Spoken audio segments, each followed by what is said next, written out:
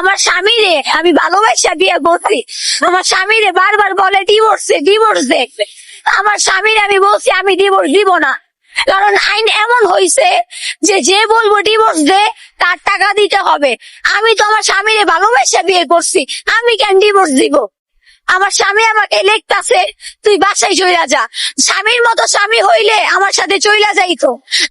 আমি জব নিছি, আমি ওরে বলছি আমি ফোন ইউজ করুম না, আমি তো ওরে ফোন দিয়া দিমু। আমি টেস্টি ট্রিটে জব নিছি, 10,000 টাকা স্যালারি, আমাদের বাসার ওইখানে। আমি বলছি তুমি শুয়া বইয়া খাইও, ওই 10,000 টাকা দিয়া সব চইলা যাইব। তারপরও সে যাবে না, তারা মামলা করছে। কত বড় মিথ্যা কথা বলছে, আমি নাকি 80,000 টাকা নিছি। আপনি আমার হাজবেন্ড কে জিজ্ঞেস করেন, যখন সব আমার গুছাইছে, আমার মেকআপ পর্যন্ত এই বাসায় রাইখা দিছে।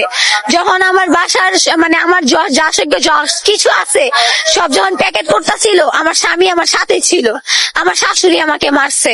তো আমি যেটা সত্যি কথা, আমার শাশুড়ির এইভাবে ওনার গলাটা এমনি দেওয়া ছিল, তো আমাকে মারতা ছিল বিদায় আমি ওনারটা এইভাবে ধইরা এমনি টান দিছি যে আমাকে ছাড়েন। যখন আমার মুখ ধইরা এমন করে চিপ মারছে যে তোর মাইরা ফেলবো, তখন আমার হাতে ফোন ছিল, আমি ফোনটা দিয়া মাথায় একটা বাড়ি দিছি। এইটা আমার ভুল, আমার শাশুড়িকে, এটা আমার ভুল, আমি আমার ভুল স্বীকার করতেছি। আমার স্বামী আমাকে কখনোই মারে নাই, আমার স্বামী আমাকে অনেক ভালোবাসে। আমার দেবর দেখছেন না আপনি, একটু মিডিয়ার সামনে